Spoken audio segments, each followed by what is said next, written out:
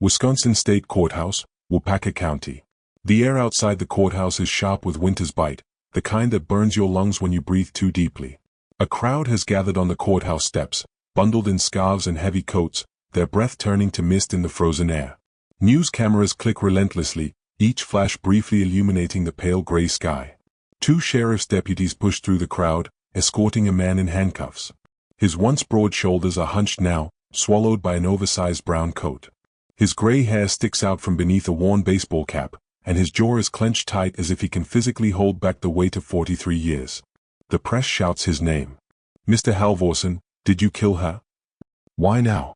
Why after all these years?" But he doesn't look up. Inside, the hallways hum with tension. A cold case detective, mid-50s, watches from the mezzanine as the man is led past. His face carries the exhaustion of someone who spent decades chasing ghosts. He whispers under his breath, almost to himself. 43 years, and we finally got you. The camera lingers on the suspect's wrists, the clink of metal cuffs louder than the chatter around him. Flashback, summer, 1982. Rural Wisconsin. A warm summer breeze drifts through the tall cornfields, carrying the hum of cicadas and the faint scent of cut hay. It's the kind of quiet only small towns know, the kind where you can hear a car approaching long before you see its headlights. On the edge of town, a neon diner sign glows faintly against the dusky sky. Inside, a group of teenagers crowd into a booth, their laughter spilling out over the clatter of dishes and the low drone of a jukebox. Among them is Lynn Chandler, just 17, with sun-kissed hair tucked behind one ear and freckles scattered across her nose. Her friend, Carla, remembers later in an interview. "Lynn had this laugh, you know? Big, loud, impossible to ignore. That night she was talking about leaving town, said she wanted to see something bigger than Waupaca County. It was the last time I ever saw her." The clock above the counter ticks past 11:48 p.m. Lynn waves goodbye, her sneakers squeaking on the linoleum floor, and pushes open the door into the cool summer night. Outside, the parking lot is nearly empty. She crosses under the soft orange glow of a street lamp, fumbling for her car keys, unaware that someone is watching. The last sight of her. A truck rumbles by, headlights cutting across her face. A passing driver notices her. Later, he'll recall seeing her smile faintly, her hand shielding her eyes from the glare. That's the last confirmed sighting of Lynn Chandler alive. Minutes later, somewhere between the diner and her family's farmhouse 3 miles down County Road K, she vanishes. Present day, voiceover. For 4 decades, this case haunted us. She was 17, full of life, and then she was gone. No car. No footprints. No signs of struggle. It was like she disappeared into thin air. Back to 1982, the empty road.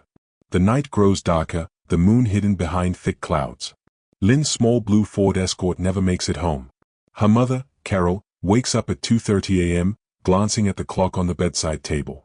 When she realizes her daughter isn't back, she sits up, worry gnawing at her. By sunrise, Lynn's father drives the backroads himself, calling her name into the quiet fields. He finds nothing, no car, no tracks, no sign of his daughter. By noon, the town is buzzing. Police comb the woods. Volunteers wade into creeks with flashlights and walkie-talkies. Helicopters sweep the farmlands. But each hour that passes brings more dread. 3 days later, on a muggy August morning, a hunter stumbles upon a shallow ditch off a remote logging trail. The smell hits first. Then he sees her sneakers. Lynn Chandler's body is found partially hidden under brush, barely a mile from where she was last seen. 1982, chaos in Waupaca County. News of the murder shatters the quiet town. Kids stop riding their bikes after dark. Doors that once stayed unlocked are now bolted shut. Local radio stations loop updates. Neighbors whisper names over fences. Rumors bloom like weeds. Was it a jealous boyfriend? A drifter passing through town? Or someone everyone knew, someone they trusted? Detectives interview dozens of friends, co-workers, and family members.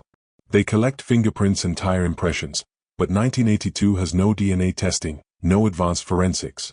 What they do have are fragments, pieces of a puzzle that seem to contradict each other. A missing necklace Lynn always wore. An unfamiliar cigarette but near her car. A single hair clenched in her hand, but no way to analyze it. Within months, the case stalls. Leads dry up. Witnesses move away. Evidence boxes gather dust. Present day, February 2025. The camera cuts back to the courthouse steps. A single snowflake drifts past the lens, melting on contact. We see Lynn's younger brother, now in his late 50s, clutching a faded photograph of her. His voice cracks as he speaks to reporters. "We waited 43 years for this. I want my parents to have lived to see this day." Behind him, the cold case detective emerges, his jaw tight, eyes wet. He doesn't look like a man celebrating a victory, he looks like someone carrying the weight of time. As the suspect disappears inside the courthouse, the camera holds on the empty steps. A voiceover cuts in. This isn't just a story about a murder in a quiet Wisconsin town. It's about secrets buried for decades, families broken by silence, and the one small piece of evidence that changed everything. Lynn Chandler's bedroom, 1982.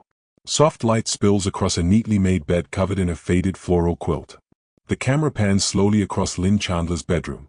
A Polaroid camera on the dresser. A stack of Tiger Beat magazines with worn corners. A record player by the window, an REO Speedwagon album half-slipped from its sleeve. On the wall, a corkboard is pinned with snapshots of Lynn and her friends, late-night football games, summer swims at Lake Waupaca, grinning prom photos. Her younger brother, David Chandler, now in his late 50s, narrates in a voiceover. She was 17, but she carried herself like she was already halfway out of this little town. Lynn had these big plans. She wanted to move to Madison, maybe even Chicago. Said Waupaca County felt too small for her dreams. Lynn's world, a small town frozen in time. Cut to aerial shots of rural Wisconsin, golden fields rolling beneath a summer sun, a small downtown with a single traffic light, and faded storefront awnings. In 1982, Waupaca County was the kind of place where kids left their bikes on lawns overnight without locking them. Everyone knew which diner served the best pancakes. Families left front doors unlocked because nothing bad ever happens here. For Lynn, though, this tiny town was both comfort and cage. Her best friend Carla Mayers, silver hair now, her voice trembling with memory, sits in her living room, flipping through an old yearbook. Lynn had this energy about her. She couldn't sit still. Always talking about concerts she wanted to see, places she wanted to go. She was supposed to start at the University of Wisconsin that fall. She wanted to be a journalist, she was gonna make something of herself. Carla pauses, tracing a finger over Lynn's photo in the yearbook. She deserved to have that chance. An ordinary girl with extraordinary light. Lynn wasn't a cheerleader or homecoming queen. She wasn't rich or rebellious. But people remember her because she made them feel something.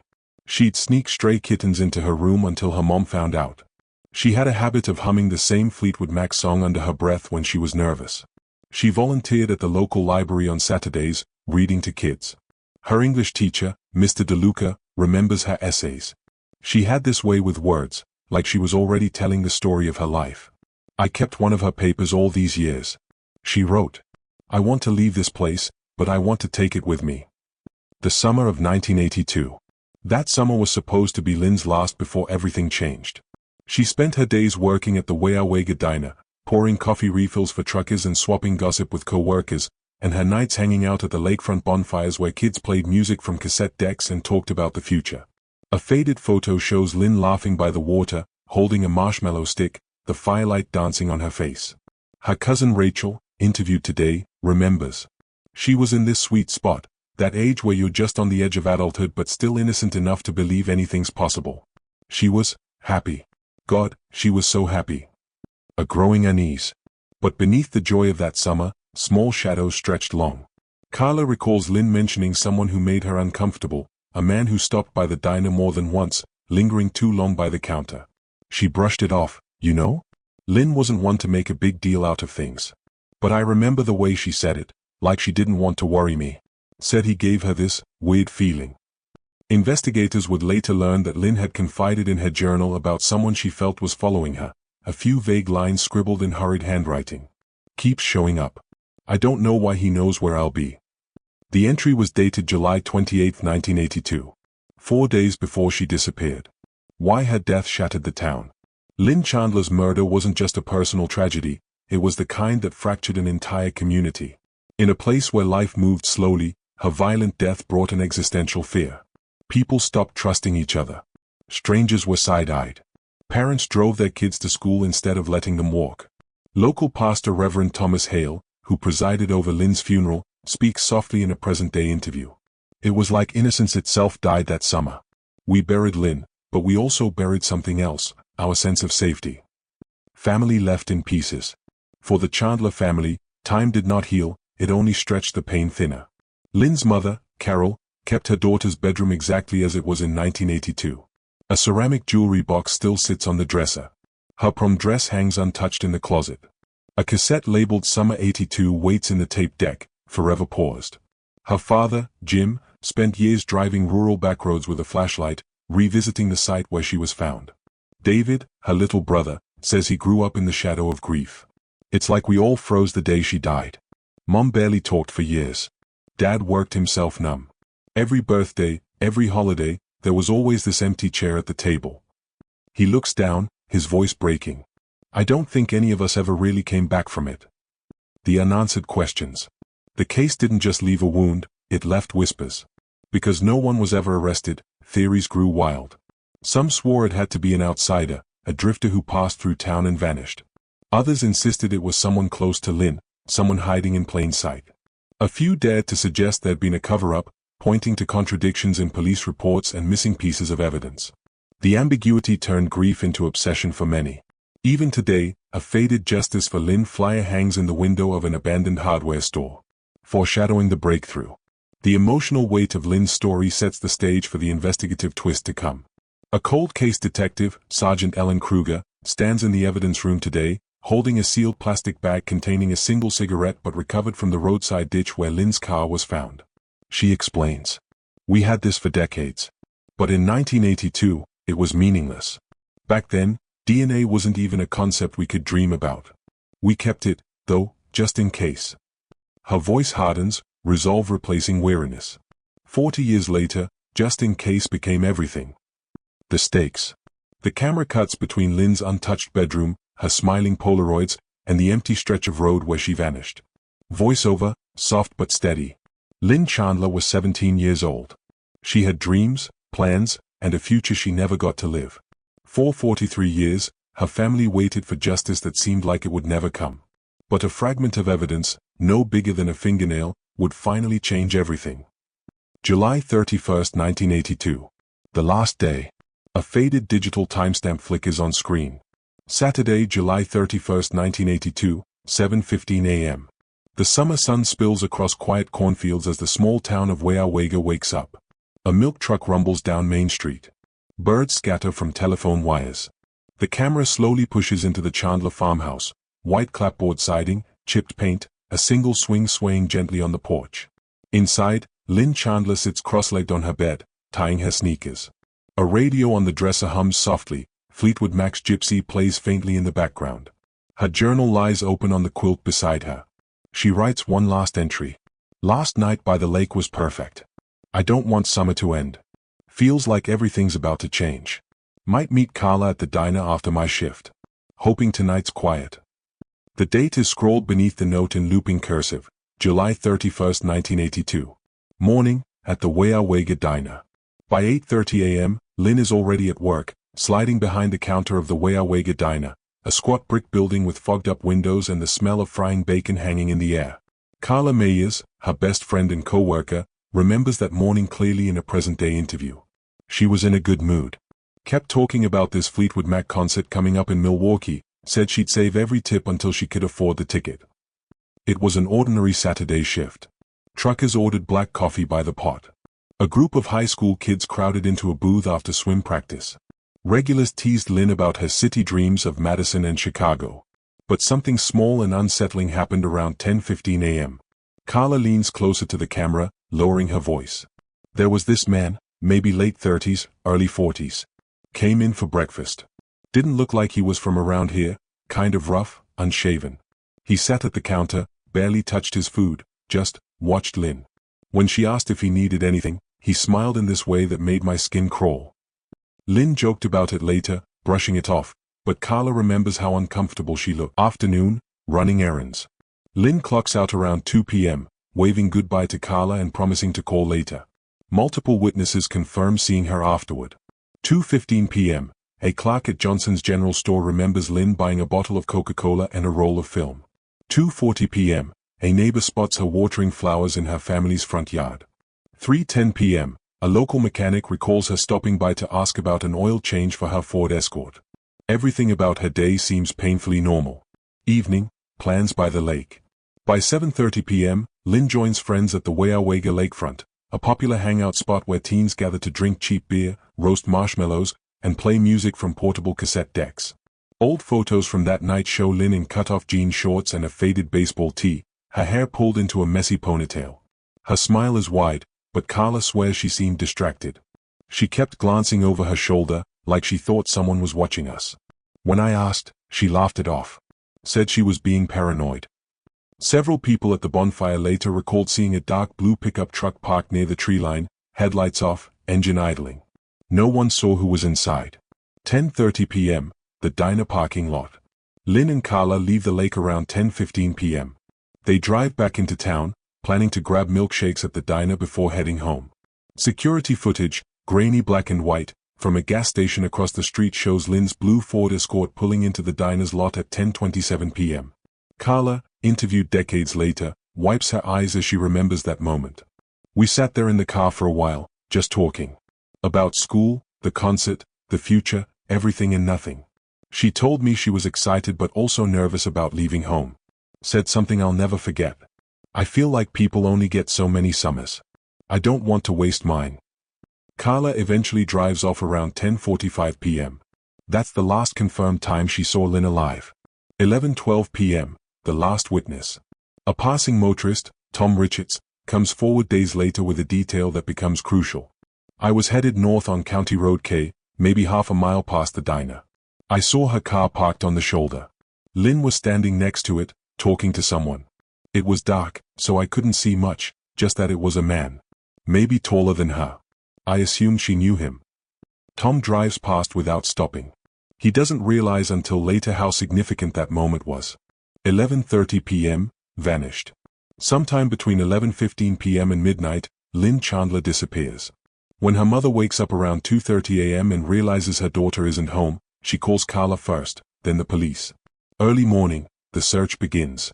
By 7 a.m. on August 1st, Lynn's blue Ford Escort is found abandoned on a dirt turnout along County Road K, barely a mile from the diner. Inside the car, her purse, untouched. Her keys, still in the ignition. A warm can of Coca-Cola on the dashboard. Outside, investigators find a single cigarette but near the driver's side door, a brand Lynn didn't smoke. A set of footprints in the soft earth leads into the woods, but they stop abruptly, as if erased. Multiple points of view, interviews decades later. Carla Mayer's best friend. I should have stayed with her that night. I'll never forgive myself for leaving her there. David Chandler, brother. We searched every inch of those woods. I remember yelling her name until my throat bled. Detective Frank Muller, 1982 lead investigator. We thought we had it solved 3 separate times. There were suspects, always suspects. But every one of them slipped through. Suspects that never were. 3 main names surfaced during the original investigation. The diner stranger, the rough-looking man spotted watching Lynn earlier that morning. An ex-boyfriend, rumors swirl about a messy breakup, but his alibi checks out. The pickup truck, several witnesses remember seeing it parked near the lake that night, but no one can trace the owner. Each lead ends the same way, dead ends. Foreshadowing the hidden connection. Buried in the original police files is a brief, overlooked note. Interviewed, redacted. Claims he saw Lynn earlier that night, denies involvement. Says he smoked a cigarette outside her car. Timeline inconsistent but no evidence to hold. That single line, ignored for decades, would become the key to unlocking the case 43 years later. Setting up the discovery. The camera cuts between 3 images in quick succession. Lynn's abandoned Ford Escort. The shallow ditch where her body would be found days later. A cardboard evidence box marked in faded ink, Chandler, 1982. Voiceover. That night, everything seemed ordinary, until it wasn't. She laughed with friends. Drove familiar roads. Talked about the future. And somewhere between the diner and home, Lynn Chandler stepped into the dark and never came back. The air was heavy that morning, a pale winter sun struggling to break through a sky blanketed in gray. It was January 6, 1991, just 2 days after Melissa Whitaker was last seen leaving the diner where she worked her late shift. In the sleepy town of Ashwood, North Carolina, Sundays were usually quiet, the streets empty, the world unhurried. But that peace was about to be shattered. Extension, wooded back road, morning. The sound of crunching gravel echoed as a lone jogger, David Carter, made his way down an isolated service road just outside of town. He came here often, a little strip of forgotten asphalt that ran between the old logging trail and the river.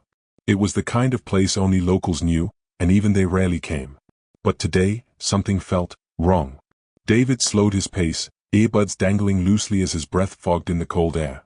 The woods around him were eerily still, save for the soft whisper of wind pushing through the pines. That's when he saw it. Just off the shoulder, partially hidden by tangled underbrush, a flash of pale fabric caught his eye. At first, he thought it was a blanket. But as he stepped closer, weaving past brittle branches, the shape beneath became clear. He froze. David Carter. Voice trembling. Oh, God. There, face down in the dirt, lay the body of a young woman. Her jeans were torn at the knees, her once white sneakers soaked with mud. A thin hoodie clung to her, stiff with frost, and strands of her chestnut hair spilled across her shoulders like frozen rivers. David staggered back, hand clamped over his mouth, his pulse roaring in his ears. He knew instantly, this wasn't an accident.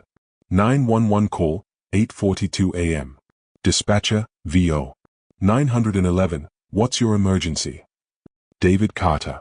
Breathless. I found a girl. She's not moving. Oh God, I think she's dead. Dispatcher. Stay calm, sir. Where are you right now? David. Old River Service Road. Near mile marker 12. Please, hurry. Within minutes, the quiet isolation of that wooded road would become a chaotic flood of flashing lights and uniformed officers. Extension crime scene, 9:12 a.m. 2 sheriff's cruisers were first to arrive, followed by Detective Alejandro Ramirez, a seasoned investigator with deep-set eyes and a reputation for precision. As he stepped from his vehicle, boots crunching over frozen leaves, he surveyed the scene in silence. Melissa's body lay partially concealed by brambles, as though whoever had left her there hadn't cared enough to hide her properly, or had wanted her found. Ramirez crouched low, gloved hands hovering just above the ground. Ramirez, murmuring to himself, dragged. From there, maybe 10 feet. He traced faint grooves in the soil, parallel tracks carved into the frost. Her body had been moved post-mortem.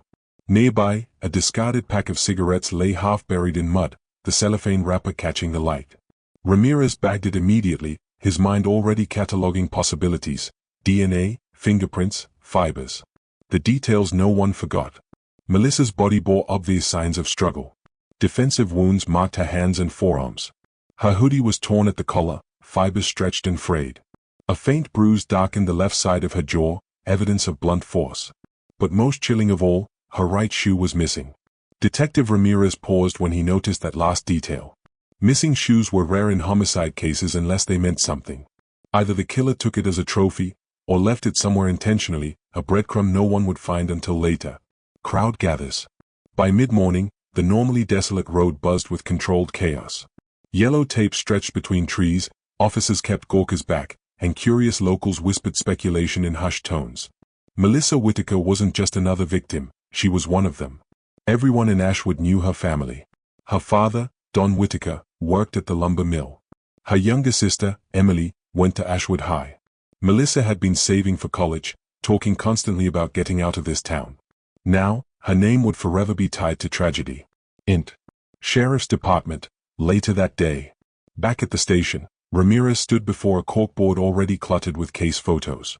A glossy print of Melissa's smiling face, taken from her work ID, sat pinned in the center. Around it, a growing constellation of evidence markers formed the beginning of a nightmare puzzle. Timeline: last seen leaving Harlow's Diner at 11:17 p.m., January 4th. Location of body: 3.7 miles from the diner, near a secluded access road. Physical evidence: cigarette pack, partial footprints, missing shoe, signs of a struggle. He stared at the board, jaw tight, mind churning. Ramirez. To himself. Somebody knew this road. Knew no one would be here, unless they wanted her found. The whispers start. By evening, news of Melissa's death spread like wildfire. Calls flooded the sheriff's department, each one offering tips, rumors, and accusations. Some claimed they'd seen a strange truck parked near the river days earlier. Others swore Melissa had been seen arguing with a man outside the diner on the night she vanished. Her friends painted a different picture entirely. Melissa wasn't in trouble. She wasn't mixed up in anything dark. If anything, she was cautious to a fault. But Ramirez knew better than to take anyone's word at face value. Late night, crime scene revisited.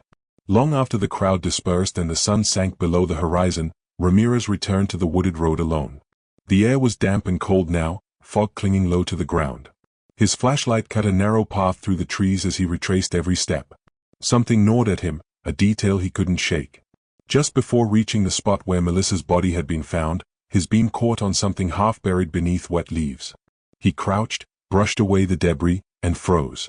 A single sneaker. Mud-caked. The missing shoe. But there was more. Just inches away, glinting faintly beneath a thin layer of frost, he spotted a silver lighter engraved with initials. J.H. Ramirez exhaled sharply, his breath hanging in the cold air. This wasn't just a random act of violence. This was personal. And someone out there was already one step ahead. Melissa Whitaker's death shattered the illusion of safety in Ashwood. But her story, the late-night shifts, the quiet dreams, the life she was building, didn't end here. The discovery of her body was only the beginning. What no one realized then was that every clue left behind, every shoe, every lighter, every whispered rumor, would drag this small town into a decades-long nightmare. The old brick facade of the Wisconsin State Courthouse in Waupaca County stood silent against the late afternoon drizzle, its white columns streaked with damp shadows. Inside, the hallways were alive with the muffled shuffle of shoes, echoing whispers, and the low hum of fluorescent lights. Detective Mark Renshaw, a seasoned investigator with 22 years on the force, paused just beyond the courthouse rotunda. He rested his palm against the cool marble wall for a brief moment, collecting himself. Cases like this, unexpected, violent, and close to home, always had a way of stirring ghosts he thought he'd buried. On the docket today was Lynn Chandler's preliminary hearing. But for Renshaw, this wasn't about courtroom theatrics. This was about reconstructing the hours, days, and weeks that led to the death of a man whose life had unraveled behind closed doors. The sheriff's call. 2 weeks earlier, Waupaca County Dispatch had received a 911 call at 2:13 a.m. A woman's voice, shaky, breathless, nearly inaudible, whispered, "There's been an accident. He's bleeding. Please, just come." By the time deputies arrived at the Chandler residence, Mark Chandler lay on the kitchen floor, his body sprawled across the worn linoleum tiles, blood pooling beneath him. Lynn, his wife of 20 years, stood barefoot by the counter, her hands trembling, her face pale but eerily composed. She told the first responding officer, Deputy Claire Hennings, that Mark had fallen during an argument. But something about the scene didn't sit right. "A fall doesn't look like this," Hennings whispered later to Renshaw as they surveyed the kitchen. "The angle of the wound, the blood spray, it's all wrong." First impressions inside the courthouse. Now, standing in the courthouse, those first images still clung to Renshaw's mind: the overturned chair, the broken whiskey glass, the faint smell of copper and alcohol in the air. Inside courtroom 3B, journalists clustered near the back row, their notepads ready. The Chandler case had already ignited whispers across the county, a seemingly perfect marriage hiding a storm of secrets. Lynn sat at the defense table, dressed in a muted navy blouse, her dark hair pulled into a neat twist. To the casual observer, she looked calm. But Renshaw noticed a slight twitch in her jaw, the way her hands clasped and unclasped nervously under the table. Across from her, Assistant District Attorney Melissa Hanlon shuffled through her files, preparing to outline the state's initial findings. Piecing together the evidence. Back at the sheriff's office, the investigative team had spent days combing through every detail. Renshaw led the effort, supported by forensic specialist Dr. Rachel Everett and crime scene technician Paul Garrison. They logged the Chandler home meticulously. Blood spatter patterns suggested the wound came from an upward thrust, not a fall. Fingerprints on the kitchen knife, Lynn's were the most prominent, but Mark's were missing entirely. Digital forensics revealed dozens of unsent draft emails on Mark's laptop, some containing disturbing allegations about financial disputes, hidden debts, and an affair. The discovery of the emails shifted everything. What initially appeared to be a domestic argument gone wrong now hinted at long-simmering tensions beneath the surface. Family interviews. Over several days, detectives interviewed those closest to the Chandlers. Mark's younger sister, Karen Whitfield, sat stiffly during her session, her hands folded tightly in her lap. "I knew they fought," she admitted quietly, "but I didn't think it was dangerous. Mark never told me much. He was proud like that. But he sounded scared the last time we talked." When asked about Lynn, Karen hesitated. She was polite. Always polite. But sometimes she looked at you like you weren't really there. Like she had her own world running inside her head. In contrast, Lynn's best friend, Marjorie Ellis, painted a different picture. Mark was controlling. He tracked her phone, checked her bank accounts. Lynn, she used to come over just to breathe. If you ask me, she was terrified of him. The conflicting accounts only deepened the puzzle. Who was the aggressor? Who was the victim? Courtroom tension builds. By midday, the courthouse felt heavier. Rain battered the tall windows as ADA Hanlon rose to speak. Your Honor, the state believes there is probable cause to proceed. The evidence indicates the fatal wound was not accidental but deliberate. We have forensic data, physical evidence, and witness testimony to support our claim. Across the aisle, defense attorney Thomas Klein shot up from his chair, voice sharp. This was self-defense. My client endured years of control, manipulation, and fear. The state seeks to paint a grieving woman as a killer while ignoring the abuse she suffered. The tension between the two attorneys mirrored the uncertainty of the case itself. Nothing was simple. Nothing was clear. Detective Renshaw's perspective. For Renshaw, watching from the gallery, every word carried weight. He'd been here before, cases where truth and perception blurred, where grief became anger, and where victims and perpetrators swapped roles depending on who you asked. His gut told him something wasn't lining up. Lynn's composure. The missing fingerprints. The unsent emails Mark never had the courage to send. And then there was the timeline. According to Lynn, Mark was drunk, slipped, and fell on the knife sometime around 1:45 a.m. But the smart speaker in the Chandler kitchen told a different story. At 1:36 a.m., Alexa had been triggered by a voice command, "Call Karen, Mark's sister." But the call was cancelled seconds later. Why would a dying man try to call his sister instead of 911? The judge's decision. Judge Eleanor Brooks adjusted her glasses, scanning the packed courtroom. After a long pause, she ruled. Given the presented evidence, this court finds sufficient grounds to move forward with a full trial. Bail is set at $750,000. Gasps rippled through the gallery. Lynn's shoulders sank, her face still a mask of restraint, but her knuckles whitened as she gripped the edge of the table. Outside the courthouse, reporters surged forward, cameras flashing, microphones thrust into every direction. Lynn, did you kill your husband? Was it self-defense? Did you know about the affair? Renshaw stepped out into the damp air, watching Lynn being escorted into the sheriff's van. The rain plastered her hair to her forehead, but her expression didn't break. He couldn't shake the feeling that there was more beneath the surface, secrets buried deep within the Chandler household, waiting to claw their way out. Foreshadowing the next phase. That night, back at his desk, Renshaw spread out the case files. A single photo of the Chandler kitchen sat beneath the overhead lamp, the edges curling slightly from humidity. He traced his finger along the blood pattern again, his jaw tightening. Something about the angle of the knife wound kept gnawing at him. Then his phone buzzed, an alert from forensics. New DNA match detected. Renshaw froze. If this matched what he suspected, it would blow the case wide open. And Lynn Chandler might not be the only one hiding something. The courthouse steps were quiet now, but inside, the echoes of unanswered questions still lingered.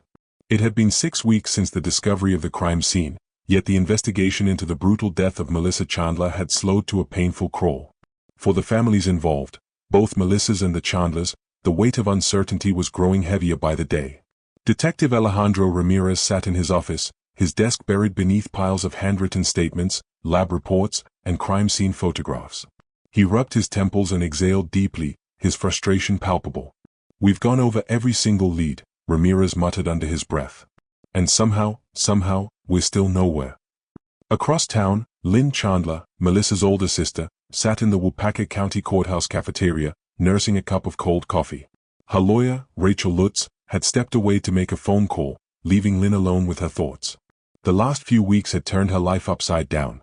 Melissa's murder had not only shattered her emotionally, but it had also placed her squarely in the center of suspicion. The weight of accusation.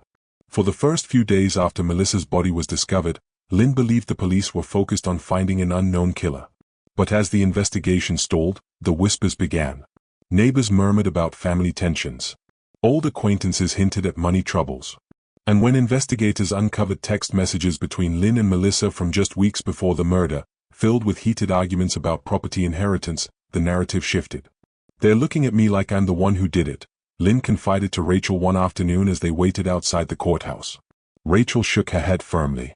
That's their job, to look at everyone close to her. It doesn't mean they have anything solid. Tell that to the people in this town, Lynn whispered, her voice breaking. Every time I walk into the grocery store, they stare at me like I'm already guilty. Lynn had never imagined becoming a suspect in her own sister's death. But to Detective Ramirez, she was someone with motive, at least on paper.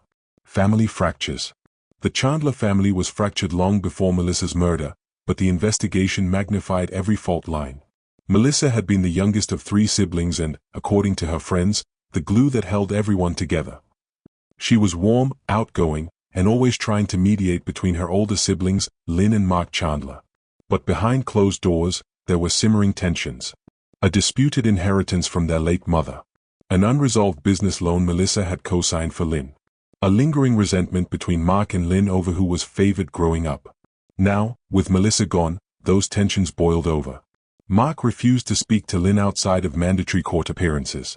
In interviews, he hinted heavily at her possible involvement. I don't know what Lynn's capable of anymore, Mark told a local reporter. All I know is, Melissa deserved better. Those words made headlines across Waupaca County, and cemented Lynn's reputation as a likely suspect in the eyes of the public. A town obsessed. Small towns thrive on gossip, and Waupaca County was no exception. At the local diner, residents speculated over cups of black coffee. Some swore they saw Lynn's car near Melissa's house on the night of the murder. Others claimed Melissa had confided in them about feeling unsafe around certain family members. Truth doesn't matter anymore, Lynn told Rachel bitterly. It's like they've already decided who I am and what I've done. The investigation stalls. Back at the sheriff's department, Ramirez and his team faced mounting frustration. DNA tests from the crime scene had come back inconclusive, too many mixed profiles to make sense of.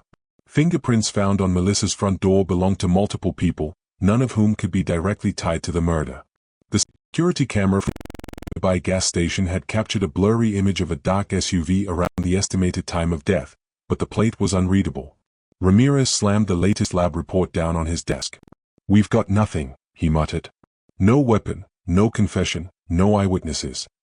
The lack of evidence forced the team to circle back to the inner circle, Melissa's friends, colleagues, and, of course, her family.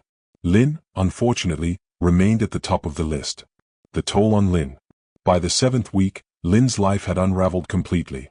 She was placed on administrative leave from her teaching job, citing disruption caused by media attention. Friends stopped returning her calls. Even her own father had started avoiding her, struggling to reconcile the rumors with his instincts. I didn't just lose my sister, Lynn told Rachel one night, tears streaming down her face. I've lost everything else, too. Rachel placed a reassuring hand on hers. We're going to fight this, she said. But you need to stay strong, no matter how loud the noise gets. Dead ends and false leads. In mid-April, a promising lead emerged. A man in his 30s was spotted trying to pawn jewelry matching Melissa's missing necklace. Detective Ramirez jumped on it immediately, ordering surveillance footage and sending officers to track the man down. 2 days later, the lead fizzled. The necklace turned out to be a cheap replica, and the man had a verified alibi. Another lead came from a neighbor's tip. A strange man had been lurking around Melissa's property the week before her death. Investigators canvassed the area, tracked down the man, a delivery driver, and found his route logs checked out perfectly. One by one, every promising thread unraveled. The pressures built. By May, media pressure was mounting. Local TV anchors ran nightly segments with bold titles like Chandler Family Secrets and Murder Mystery in Waupaca. Reporters swarmed the courthouse whenever Lynn appeared, shouting questions as she tried to duck inside. Ramirez hated the circus, but he couldn't deny its impact. The district attorney's office was quietly pressing for progress. The Chandler family was growing increasingly divided under public scrutiny. And Lynn's mental and emotional state was crumbling under the weight of suspicion. A hollow courtroom. One rainy afternoon, Lynn sat quietly in Courtroom B of the Waupaca County Courthouse, waiting for a hearing about the temporary seizure of Melissa's estate. Her hands trembled as she clutched a tissue, the sound of rain against the windows filling the silence. Across the aisle sat Mark, his jaw clenched, refusing to meet her eyes. Behind them, reporters scribbled furiously, eager for a soundbite. This isn't just about Melissa anymore, Rachel whispered, leaning close. They're trying to build a narrative, and you're at the center of it. Lynn nodded faintly, staring straight ahead. At that moment, she felt it, the crushing isolation of being trapped between grief and suspicion, fighting not only to clear her name but to hold on to what little family she had left. Foreshadowing the breakthrough. By June, the case was at a standstill. Detective Ramirez prepared his monthly report, knowing full well the DA wasn't going to like it. No new suspects. No new evidence. Just a stack of dead ends. But in the shadows, a breakthrough was brewing. Unbeknownst to Lynn, a sealed box of Melissa's belongings sat forgotten in the evidence room. Inside, an overlooked item that would eventually blow the case wide open. For now, though, the silence was deafening. The courthouse lights dimmed as another day ended, but the storm surrounding the Chandler case showed no sign of clearing. For Lynn, each passing day blurred into the next, a relentless cycle of accusation, grief, and waiting. Detective Ramirez, meanwhile, stared at Melissa's photo on his desk, whispering softly, "I promise you, we're not done. I'll find out what happened to you." But for everyone else, the family, the town, and a nation beginning to take notice, the Chandler case was becoming something far bigger than any of them could have imagined. Waupaca County is the kind of place where secrets grow like wild vines. And when no one cuts them back, they spread, wrapping around everything and everyone. By the mid-2000s, more than 2 decades after Lynn Chandler's murder, the courthouse on East Fulton Street had become more than just a place of justice. For some, it was a shrine to unanswered questions. For others, it was cursed ground. Locals had lived too long without closure, and the silence from authorities fed something darker, folklore. 1. The ghost in Courtroom B. Every courthouse has its whispers, but Waupaca's were louder. Courtroom B, where Lynn's pretrial hearings had once been held, gained a reputation that drew both believers and skeptics. "They say if you walk past that room late at night, you can hear her heels clicking," said Marjorie Price, a retired clerk who'd worked at the courthouse for 30 years. But Lynn wasn't even wearing heels the day she died. People just make things up. Still, the stories persisted. Young attorneys dared each other to stay behind after hours. Security guards claimed to hear muffled sobs when the halls were empty. One local podcaster, Jake Minter, leaned into the legend. In a 2018 episode of his show, Waupaca Shadows, he dramatized a chilling reenactment of Lynn's last walk. She enters the courthouse, Jake narrates over an eerie soundtrack, papers clutched to her chest, heart pounding. Someone's following her, she turns the corner, and silence. It wasn't accurate. It wasn't even close. But for thousands of listeners across Wisconsin, it became gospel. 2. The secret tunnel theory. The next urban myth had less to do with ghosts and more to do with paranoia. By 2010, online forums dedicated to unsolved Wisconsin crimes were thriving. On one of them, Badger Watch, a thread titled "Chandler Case Cover-Up," exploded with activity. The most popular theory? That there was a secret tunnel beneath the courthouse. According to one user, Northwoods Ranger 84, Lynn had discovered illegal evidence tampering by a Waupaca County official. The theory claimed that the tunnels, originally built for Prohibition-era bootleggers, were later used to hide case files and smuggle evidence out of the courthouse unnoticed. A post from March 12, 2011, read, "Check the old plans. There's a reason nobody can find half the original witness statements. They were moved. Buried. Probably still down there." Locals began trading photocopies of historic courthouse blueprints, circling areas in red ink where hidden passageways might be. One amateur historian even brought a ground-penetrating radar device to scan the courthouse lawn before being escorted away by deputies. Sheriff Alan Forsyth called the rumors ridiculous at a press conference. But his refusal to discuss missing files on the record only poured gasoline on the fire. 3. The judge's curse. Then came the story everyone in Waupaca had heard at least once. The Chandler curse. People whispered that anyone who played a role in covering up Lynn's murder would meet some sort of karmic justice. And to the superstitious, the coincidences were unsettling. Judge Harold Denning, who presided over Lynn's early hearings, died suddenly of a stroke at 54. Deputy Mark Lutz, the first officer on the scene, lost his job after a DUI scandal and vanished from public life. 2 courthouse secretaries who handled the Chandler case files died within months of each other in a freak boating accident. Rational minds chalked it up to bad luck. But for many in Waupaca, it was proof. "Lynn's spirit won't rest," said Tamara Holt, a lifelong resident and amateur paranormal investigator. "Not until the truth comes out."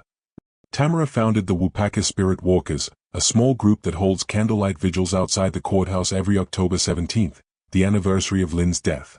"We don't summon ghosts," Tamara insists. We're here to remind the town she still matters. 4. The suspect who never was. In the absence of official answers, rumors created their own villains. 4 years, a quiet janitor named Ray Skids Clemmer carried the weight of suspicion. Ray had worked at the courthouse for 15 years, rarely speaking to anyone, and he had the misfortune of living near the wooded area where Lynn's body was discovered. People would cross the street when they saw him coming, said Donna Miles, a local cafe owner. No one wanted to be near him. Didn't matter, there was no proof. In 2002, Ray packed up his truck and left Waupaca County without a word. His departure only fueled gossip. Some swore he'd confessed on his deathbed years later. Others claimed he'd been silenced before he could. Of course, none of it was true. But truth stopped mattering a long time ago. 5. When myths become evidence.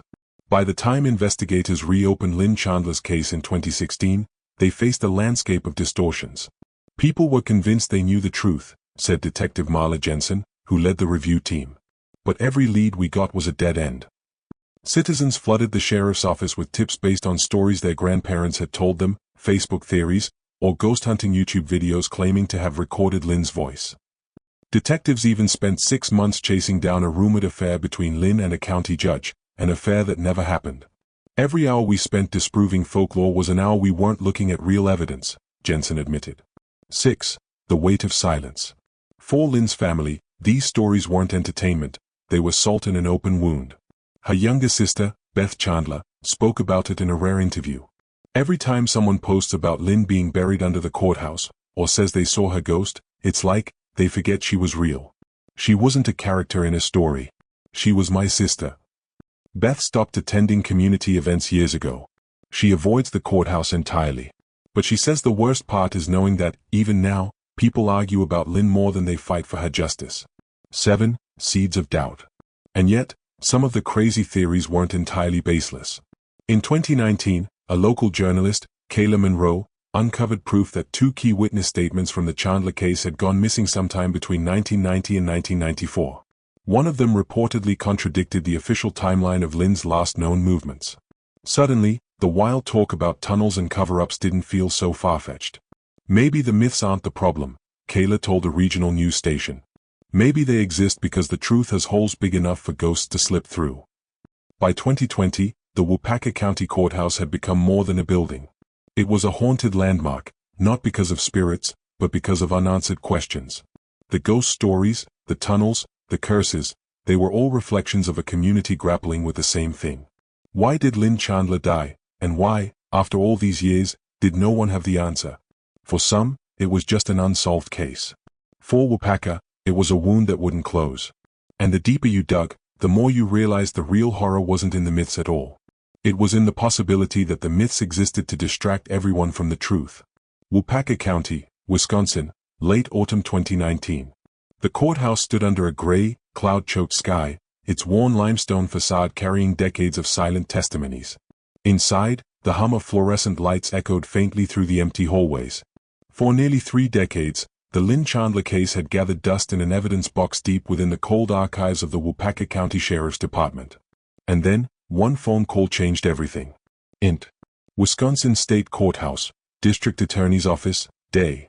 District Attorney Elaine Porter, a sharp, no-nonsense woman in her mid-50s, leaned back in her chair, eyes fixed on a thick manila envelope stamped evidence request, priority. Across the desk sat Detective Mark Halvorsen, one of the few remaining investigators who had worked the Chandler case back in 1992. Porter. Mark, walk me through this again. Slowly. Halvorsen, tapping the envelope. 6 months ago, the state approved funding for DNA reanalysis on select cold cases. Chandler's was one of them. We finally got a hit. Elaine's brow furrowed. Porter. After 27 years. Halvorsen. Yeah. Technology's come a long way. What they found back then, under her fingernails, wasn't enough to process. But now. He slides a lab report across the desk. There's a full profile. Elaine scanned the document, her lips tightening with every line. Porter, reading softly. DNA match. 99.97% probability, connected to Michael Chandler. She stopped cold. The surname burned like acid on her tongue. Porter, staring up at Halvorsen. Lynn's husband? Halvorsen. Ex-husband, technically. Divorced 2 years before her death. The silence that followed was suffocating. Flashback, June 1992, the night of the murder. Rain lashed against the windows of Lynn Chandler's small Waupaca home. Inside, the living room light flickered faintly, casting shadows across the walls. A glass of wine tipped over on the table, dripping crimson trails onto the carpet. Lynn's lifeless body lay at the bottom of the stairs, bruises blooming along her neck. Back then, detectives had speculated everything: a burglary gone wrong, an obsessive stalker, even a vagrant passing through town. Michael Chandler had been questioned, of course, the estranged husband always is, but he'd had an alibi, corroborated by 2 co-workers from the mill. With no physical evidence, no eyewitnesses, and no motive they could make stick, the case dissolved into whispers and dead ends. Return to present, courthouse. Elaine rubbed her temples, struggling to reconcile what she'd just read. Porter. You're telling me we had his DNA under her nails, this whole time? Halvorsen. We didn't have the tools to prove it until now. She sighed heavily. Porter. Where is he? Halvorsen hesitated. Halvorsen. Still in Waupaca. Remarried. Runs a hardware store on Main Street. 3 kids. Elaine pushed back from her desk, the weight of the revelation pressing against her chest. For nearly 30 years, the community had built myths around Lynn's death: stranger danger, cult sacrifices, even urban legends of a staircase stalker haunting Waupaca County. But now, the trail pointed back to her own home. Extension Wisconsin State Courthouse, evening. News of the DNA match leaked faster than anyone expected. Within a week, the courthouse lawn became a media circus. Satellite vans lined the street. Reporters with rain-streaked microphones clustered under umbrellas, shouting questions into the storm. For the Chandler family, the news detonated like a bomb. Int. Chandler family home, night. Lynn's younger sister, Rebecca Chandler, now in her 50s, sat at the kitchen table gripping a faded photograph of Lynn. Her knuckles whitened around its edges. Rebecca. All these years, we blamed ourselves. Wondered if we could have saved her. And now they're saying it was him? Michael. Her husband, Tom, placed a steadying hand over hers. Tom. If this is true, Becca, the man's been free all this time. Living his life. Raising kids. While we've been stuck in 1992. Rebecca's face crumpled, a storm of grief and fury colliding inside her. Int. Michael Chandler's hardware store, day. Michael Chandler stood behind the counter, a weathered man in his late 50s with calloused hands and deep lines around his eyes. He was shelving boxes of nails when he noticed 2 plainclothes officers enter the store. Officer number 1. Mr. Chandler? We need to speak with you. Michael's face drained of color. For nearly 3 decades, he'd managed to outrun the whispers. Now, they'd finally caught up. The community erupts. The Chandler case had always been a wound in Waupaca County's collective memory, but this revelation ripped it open again. Old suspicions reignited. Long-buried grudges resurfaced. Some neighbors swore they always knew Michael had something to do with it. Others insisted he was innocent, a scapegoat caught in the gears of broken justice. Social media became a battleground. Facebook groups erupted with conspiracy theories, resurrecting every half-baked rumor from 1992. And yet, beneath the noise, one thing was clear: the case was alive again. Int. Wisconsin State Courthouse, press room, day. Elaine Porter stood before a wall of cameras, reporters packed shoulder to shoulder. Flashbulbs popped. Porter. Thanks to advancements in forensic technology, the Waupaca County Sheriff's Department has obtained new evidence in the 1992 homicide of Lynn Chandler. While this is still an active investigation, we can confirm a DNA match connecting Michael Chandler to the victim. The room exploded with questions. Reporter number 1. Is he under arrest? Porter. At this time, Mr. Chandler has been taken into custody for questioning. Reporter number 2. Does this mean the cold case is officially solved? Elaine hesitated, just long enough for everyone to notice. Porter. It means we're closer than we've ever been. Ripple effects. This single revelation didn't just revive an old case, it reawakened the entire community. Families who'd lived through decades of uncertainty were forced to relive their trauma. Investigators were dragged back into buried files, piecing together forgotten details with fresh eyes. And for Michael Chandler, a man who had built an entire second life on the ruins of the first, the walls were closing in fast. Int. Evidence storage room, night. Detective Halvorsen stood alone beneath the harsh hum of a single overhead light. Before him sat the original evidence box, its cardboard edges frayed with age. He carefully pulled out a sealed plastic bag containing Lynn's wedding ring, found at the crime scene, clutched in her hand the night she died. He stared at it for a long moment, his reflection warped in the scratched surface. Halvorsen whispers, "We're finally coming for you." For over 2 decades, the murder of 32-year-old Lynn Chandler sat buried under the weight of unanswered questions. The case had gone cold, locked away in the archives of the Waupaca County Sheriff's Department, until one ordinary morning, when an unexpected discovery cracked the silence wide open. The forgotten file. Detective Sarah Whitman, recently transferred to the Waupaca County Sheriff's Office, sat hunched over a stack of unsolved case files. A seasoned investigator in her early 40s, she had a reputation for digging where others had long stopped looking. Camera pushes in on her hands flipping through an old brown folder marked in faded black ink. Chandler, Elwyn, 1998. Inside, photographs spilled out, black and white crime scene images, witness statements, the original autopsy report. Sarah frowned, tracing her finger over a familiar name in one of the reports. Detective Whitman, muttering, "This doesn't add up, none of this does." She noticed inconsistencies, conflicting witness timelines, missing evidence logs, and a DNA swab report that had been labeled inconclusive in 1998, a time before today's advanced forensic technology. That single observation set everything in motion. Forensic technology catches up. A modern lab at the Wisconsin State Crime Laboratory. By 2021, DNA profiling had leapt forward. Where once investigators were limited to broad matches, new high-sensitivity methods could identify trace amounts of genetic material. Sarah submitted the DNA sample, found under Lynn Chandler's fingernails, for retesting. Weeks later, the call came in. Lab technician, on phone. "Detective Whitman, we've got a hit. The DNA matches a known offender. He was convicted of burglary in 2012, lives 3 counties over." Sarah's heart pounded. After 23 years, the name attached to that partial DNA swab could finally reveal Lynn Chandler's killer, or so she thought. Revisiting the old witnesses. Detective Whitman wasn't stopping at the DNA. She knew cold cases weren't solved by science alone. Memory, gossip, and buried secrets often held just as much power. A faded farmhouse on the outskirts of Waupaca County. Inside, Dorothy Lammy, Lynn's former neighbor, sat in a recliner surrounded by crocheted blankets. Her voice trembled as she recounted the night of May 14, 1998. "Dorothy, interview. I remember hearing Lynn's dog barking, real late. Thought it was odd, 'cause she'd usually quiet him right away. Next thing I knew, I saw a car speeding off, dark, maybe blue, couldn't tell. Back then, nobody listened to me. Said I was just an old woman making things up." Sarah took meticulous notes. Dorothy's statement had been in the original file, but no one had followed up.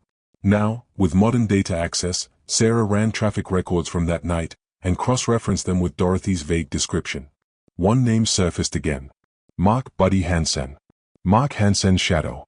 Mark Hansen was a local handyman who worked odd jobs around Waupaca County in the late 90s. He had a reputation, temperamental, quick to drink, and too interested in women who weren't his. But Hansen had never been charged in Lynn's murder.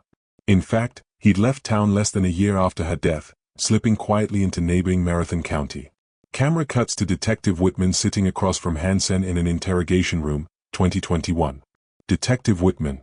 "Mark, you remember Lynn Chandler?" Hansen shifted uncomfortably, his knuckles drumming against the table. Hansen. "Of course I remember her. Everyone knew Lynn. Sweet woman. Tragic what happened." Detective Whitman. "Your name came up. DNA testing's gotten better since '98. Care to explain why your genetic material was under her nails?" For the first time in 2 decades, Hansen had no easy answer. He asked for a lawyer, family torn open again.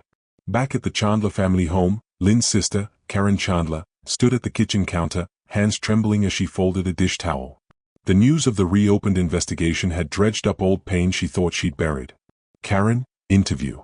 Every few years, someone says they've got a lead. Then nothing. And now they're saying there's DNA? I want to believe them, I do. But you stop letting yourself hope after a while." Karen broke down in tears mid-interview, clutching an old photograph of Lynn smiling on a summer day by the Wolf River. The coroner's secret. Digging deeper into the old case files, Sarah uncovered another disturbing inconsistency. The 1998 autopsy report had been signed off by Dr. Gerald Hopkins, Waupaca County's coroner at the time. But when Sarah compared his private notes with the official record, critical details had been left out. The time of death in the private notes didn't match the public report. There were faint bruises on Lynn's wrists, signs of restraint, omitted from the final file. And there was a strange line scrawled in Hopkins' handwriting, "Check Hansen's prints, urgent." Why had this never been followed up? When Sarah tracked Hopkins down in a nursing home, his mind was fogged with early dementia. Still, in flashes of lucidity, he muttered one chilling sentence. Hopkins, whispering. "I told them, but they didn't want me to." Who was they? And why bury evidence? Secrets in the sheriff's office. The investigation soon pointed inward, toward former Sheriff Dale Redding, who oversaw the original case. Redding, now retired, had moved to Florida, but whispers around Waupaca hinted that he and Mark Hansen were drinking buddies in the late 90s. Had the sheriff deliberately steered the investigation away from Hansen? Records from 1998 showed multiple calls from Hansen's landline to the sheriff's private number during the weeks following Lynn's death. Narrator, V.O. What began as a straightforward cold case was unraveling into something far darker, a web of corruption, loyalty, and buried truths. A breakthrough lead. One late night, Detective Whitman sat surrounded by stacks of files, her desk illuminated only by the glow of a single lamp. She noticed an overlooked detail in the original witness statements. A teenage boy, Eli Crawford, had claimed to see Lynn arguing with a man outside her home hours before her death. At the time, Eli's testimony had been dismissed. He was just 16, with a reputation for trouble. Now an adult, Eli agreed to meet. Eli, interview. "Yeah, I saw him. It was Hansen. No doubt. He had her by the arm. I told the deputies back then, but they didn't want to hear it." This was the missing piece. Combined with the DNA and Hopkins' buried notes, the case against Hansen was stronger than ever. Karen Chandler sitting in court, clutching Lynn's photograph. Mark Hansen being led into the Waupaca County Courthouse in handcuffs, his face hidden beneath a hood. Detective Whitman standing at Lynn's gravesite, silently promising justice. Narrator, V.O. After 23 years, the Chandler case was no longer cold. But reopening the past came at a cost, for Lynn's family, for a community haunted by silence, and for the people who thought their secrets were buried forever. The winter air hung heavy over Waupaca County. The courthouse square dusted in white as snow flurries drifted lazily past the glowing street lamps. Inside the Wisconsin State Courthouse, the hum of fluorescent lights and the muffled shuffle of papers created a tension that was almost suffocating. For the first time in nearly 3 decades, there was movement in the Lynn Chandler case, a case that had haunted investigators, broken families, and become a ghost story whispered about in small-town bars.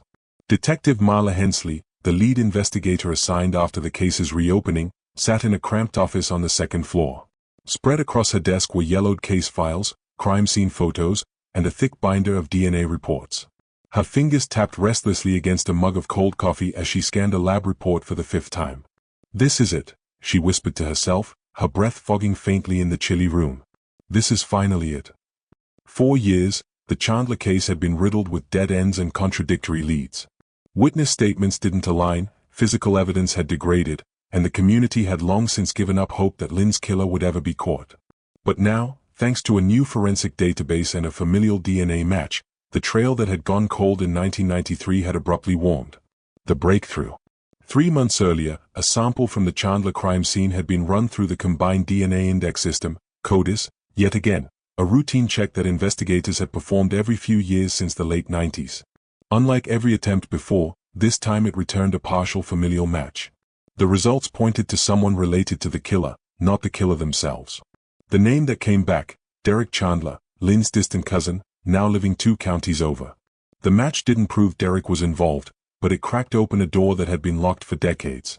Hensley called in forensic analyst Peter Drummond, who had been handling the Chandler evidence since the beginning.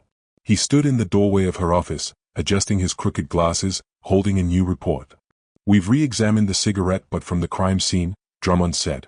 "The DNA's degraded, but with enhanced sequencing, we confirmed it's a male relative of Derek's. Possibly a sibling, or his father." Marla felt her pulse quicken. "We never looked at Derek's side of the family before," she muttered, flipping through an old binder. "Back then, investigators were fixated on Lynn's boyfriend. We may have overlooked an entire branch of suspects." Reconstructing the past. The Chandler family had been fractured long before Lynn's death. Old disputes over inheritance, farmland, and family grudges had split relatives into warring factions. At the time of the murder, several Chandler men lived in Waupaca County, but no one had pieced together just how close some of them were to the crime scene. Hensley pulled out an aerial map from 1993, marking Lynn's house, the wooded area where her body was found, and the surrounding Chandler-owned properties. "Look at this," she said to Drummond, stabbing at the map with a pen. "Back then, we assumed the killer came from outside the area. But Raymond Chandler, Derek's father, owned property just 2 miles from Lynn's house. Nobody cross-checked it at the time." Drummond frowned. "Raymond died in 2015, though." "Doesn't matter," Marla said. "If Raymond was involved, somebody in the family knows something. And if it wasn't him, then Derek becomes our number one." Surveillance and strategy. By early January 2024, a quiet surveillance operation was underway. A team of plainclothes deputies from the Waupaca County Sheriff's Department tailed Derek's movements, logging everything: where he worked, who he spoke to, where he spent his nights. One bitterly cold evening, Detective Hensley sat in an unmarked SUV parked half a block from Derek's house. The windows were fogged from their breath, the interior heater barely working. Deputy Carl Meyer sat in the passenger seat, binoculars trained on the Chandler residence. "His home," Meyer said quietly. "Lights went off upstairs about 10 minutes ago." Hensley sipped lukewarm coffee, her nerves tight as piano wire. "We need his DNA," she murmured. "But we can't tip him off. One wrong move, and he lawyers up." The plan was simple but risky: collect discarded DNA without Derek knowing. Trash pulls. Cigarette butts. Anything. The first big test. On January 18th, deputies retrieved a discarded coffee cup from a gas station where Derek had stopped for fuel. Drummond processed it within hours. The results came back the next morning. "It's him," Drummond said over the phone, his voice steady but charged. "The profiles are 99.98% matched to the DNA from the crime scene." Hensley leaned back in her chair, staring at the ceiling, heart pounding in her ears. After 30 years, they finally had a suspect they could name. Building the case. But DNA alone wouldn't be enough.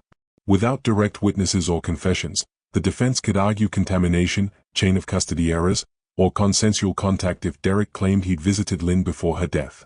The team began combing through archives, interviewing old witnesses, and reconstructing Lynn Chandler's final 72 hours with obsessive precision. One break came from retired Deputy Harold Klein, who had worked the original case in '93.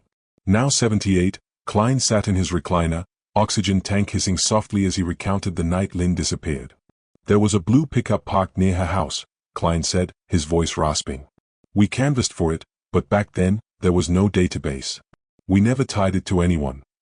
The plate number, Klein remembered, faded and incomplete, matched a vehicle registered to Raymond Chandler at the time. Interrogation without interrogation. On February 2nd, Hensley orchestrated a soft contact. Instead of bringing Derek in for questioning, they arranged an informal chat under the guise of a property zoning inquiry. Hensley and Deputy Meyer knocked on Derek's door just after dusk. "Evening, Mr. Chandler," Hensley said with a practiced smile. "We're reviewing some old land records near your property. Mind if we ask a few questions?" Derek hesitated but invited them in. Inside, the house smelled faintly of cigarette smoke and motor oil. "I don't know much about that," Derek said, arms crossed tightly. "That land's been in the family forever, though." Hensley kept her tone casual, steering the conversation subtly toward 1993. "Your dad used to own a place near the old Chandler farm, right?" Derek's jaw tightened. "Yeah. Sold it years ago. Don't see what that's got to do with anything." His defensiveness wasn't proof, but it was enough to convince Hensley they were on the right track. The tipping point. By mid-February, the DA's office in Waupaca County had quietly assembled a case file thick enough to request a warrant. Judge Henry Whitmore reviewed the evidence in chambers, flipping through photos, lab reports, and witness statements. "This is circumstantial," Whitmore said, his brows knitted. "But coupled with the DNA? It's compelling." He signed the warrant. At dawn on February 21, 2024, law enforcement executed a search of Derek Chandler's property. They seized clothing, tools, and, most crucially, an old hunting knife tucked away in a box in the attic. Forensic tests would later reveal microscopic blood traces matching Lynn's DNA. The moment of confrontation. When they finally brought Derek into the Wisconsin State Courthouse, it wasn't in handcuffs. Yet. Hensley sat across from him in a small, windowless interview room. The walls were beige, the clock ticking loudly above her head. "We've got your DNA at the crime scene," she said calmly, sliding a photo across the table. "And we found this knife. Want to tell me why that is?" Derek's face drained of color. His hands shook slightly as he reached for the photo, then dropped it back on the table. I don't know," he stammered. That can't be mine." But his eyes told a different story, foreshadowing the trial. By the end of February, Waupaca County was buzzing. News trucks parked outside the courthouse. Headlines screamed, "30-year-old mystery nears resolution.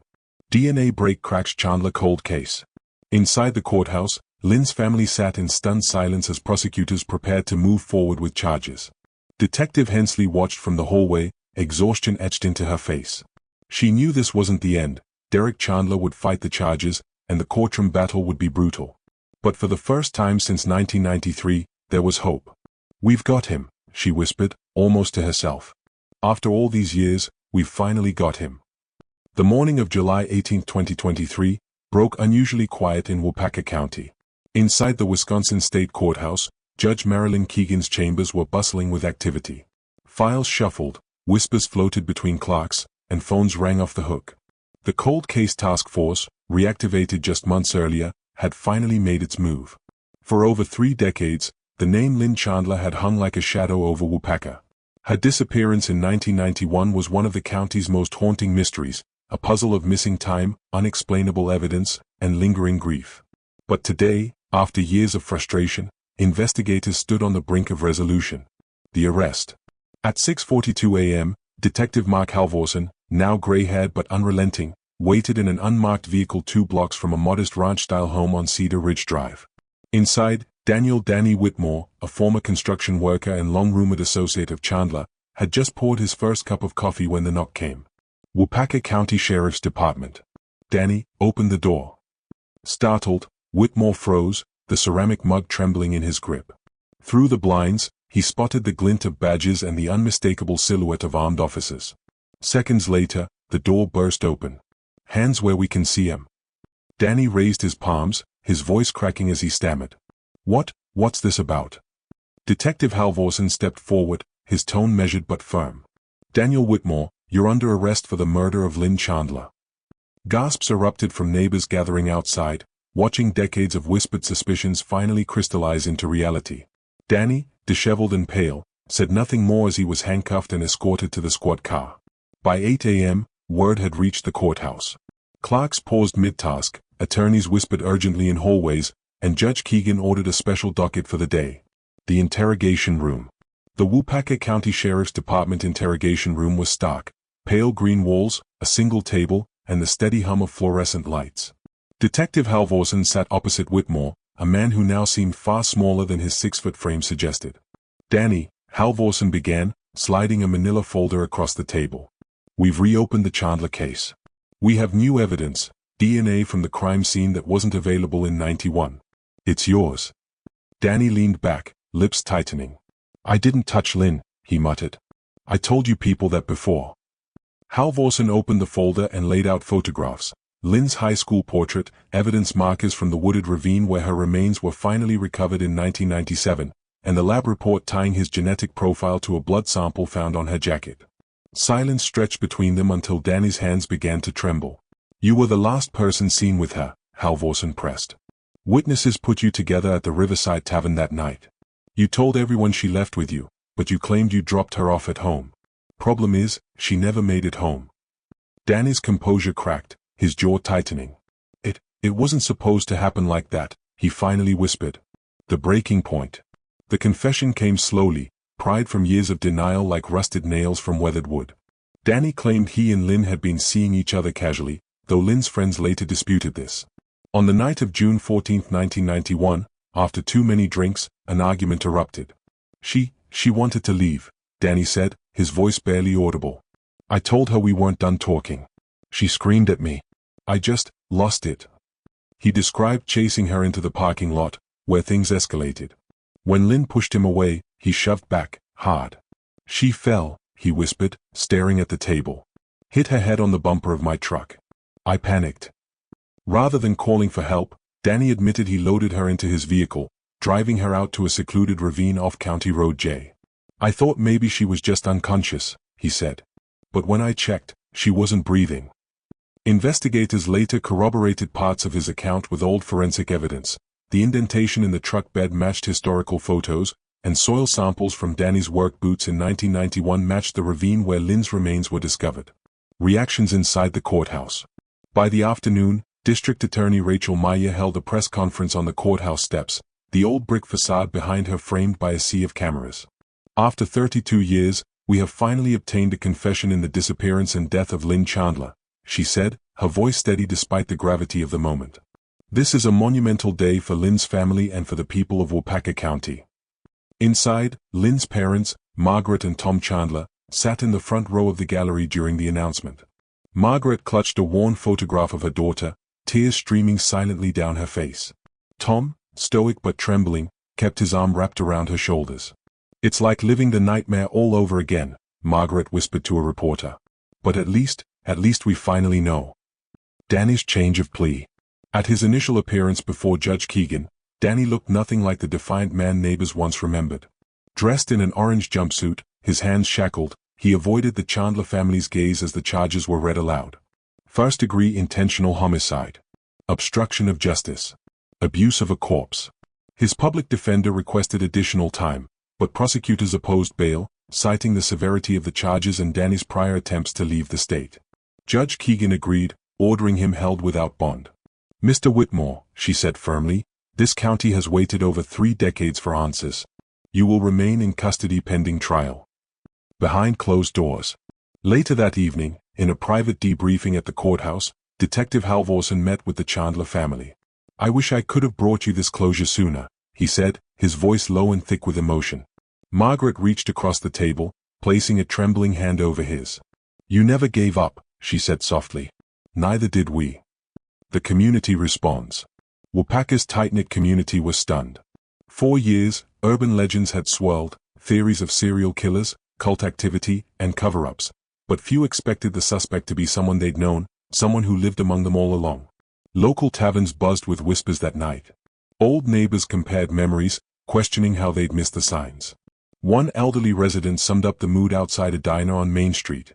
"You think you know a person," she said, shaking her head. "Then a secret like this comes out, and it changes everything." Foreshadowing the trial. Though the confession provided relief, District Attorney Maya warned the case wasn't over. "A confession is significant," she said, "but we're preparing for trial. We owe Lynn nothing less than full justice." For Lynn's family, the arrest marked the end of one chapter but the start of another, a painful march toward court proceedings where every detail of that night would be relived in public. As the courthouse lights dimmed that night, Detective Halvorsen stepped outside into the warm summer air, glancing up at the clock tower silhouetted against the twilight sky. For the first time in 32 years, Waupaca County stood on the cusp of justice. The morning sun had barely touched the streets of Waupaca County when the courthouse square began to stir. Inside the Wisconsin State Courthouse, clerks shuffled papers nervously, whispers bounced off the old brick walls, and the hum of fluorescent lights seemed louder than usual. After more than 3 decades, the Lynn Chandler case was finally moving again. Detective Marla Hensley stood in a corner office, reviewing the latest DNA reports. Her fingers traced the edge of a manila folder, the label worn but legible, Chandler, Lynn, 1991.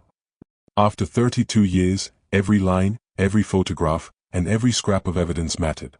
"We've got him," she whispered to herself, staring at the lab report. The DNA match was conclusive, the first real break in decades. The arrest. At 6:30 a.m., an unmarked vehicle sat parked discreetly across from Danny Whitmore's home, a modest ranch off Cedar Ridge Drive. Detective Hensley, flanked by deputies Maya and Schultz, waited quietly, watching the front door. Inside, Whitmore poured coffee, oblivious to the officers outside. A sharp knock on the door shattered the morning calm. Waupaca County Sheriff's Department. "Danny Whitmore, open up." Startled, he froze, his mug trembling in his hand.